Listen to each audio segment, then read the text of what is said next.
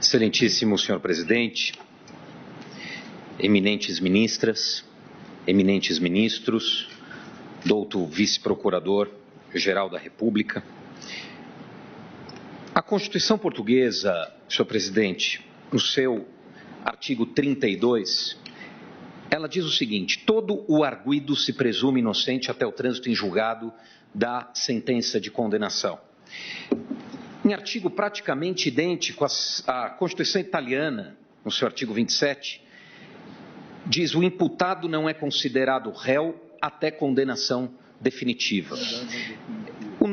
A nossa Constituição Federal, portanto, não é a única, como muito se disse nos últimos anos, a consagrar a presunção de inocência até o trânsito em julgado da condenação. E a razão para que algumas constituições, principalmente na Europa, adotarem o trânsito em julgado como marco para o início do cumprimento da pena, é sobretudo no pós-guerra, depois dos traumas dos regimes totalitários, houve uma percepção, ministro Celso de Mello, de que era necessário constitucionalizar o processo penal.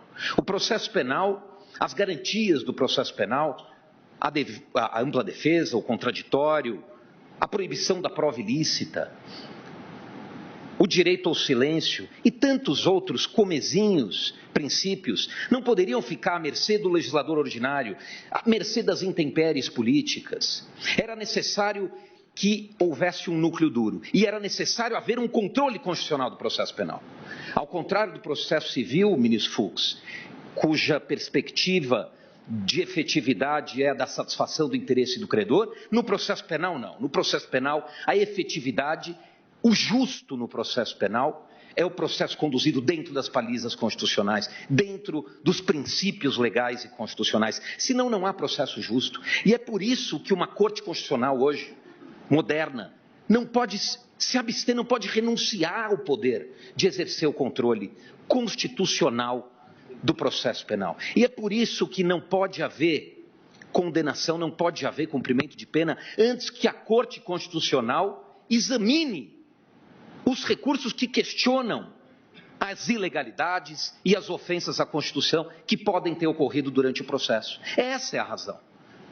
Esta é a razão para que a Suprema Corte e o Superior Tribunal de Justiça aqui no Brasil não podem deixar de examinar uma demanda que questione graves violações da lei e da Constituição. E vejam, Vossas Excelências, que no Brasil essa não é uma preocupação meramente abstrata, teórica. Ela emana de dados concretos. Nós temos, infelizmente, talvez por causa de nossas proporções continentais, eminente ministro relator, eminente ministro Lewandowski, nós temos até hoje, mesmo depois de 30 anos da Constituição, nós temos um descompasso quase que total entre a forma como julgam as cortes estaduais e a forma como julgam o Superior Tribunal de Justiça, ministro Fachin, e o Supremo Tribunal Federal.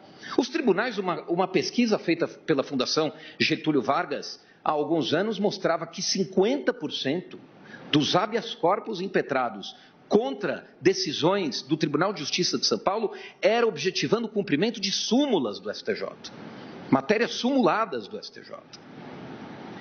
E para não ir muito longe, vejam que coincidência, feliz coincidência para a tese que se sustenta hoje. No próprio habeas corpus, julgado em 2016 nesta casa, no qual houve a mudança de entendimento para permitir a execução provisória da pena, o regime de cumprimento de pena foi modificado no STJ.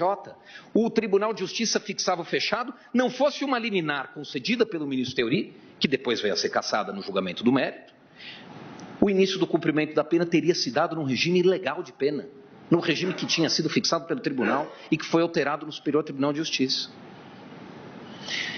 Então vejam, Vossas Excelências, que há razões de sobra para que não se possa implementar um julgamento justo no Brasil e num Estado de Direito sem que tenha sido feito o controle de constitucionalidade.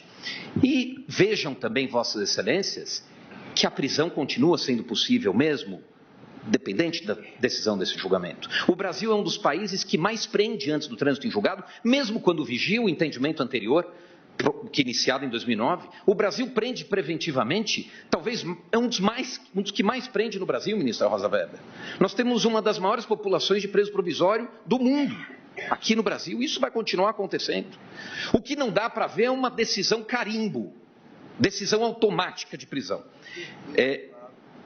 O que eu quero dizer a Vossas Excelências, para encerrar, é que uma Corte Constitucional, data máxima vênia, não pode ceder à ânsia de luxúria desta amante infiel chamada opinião pública.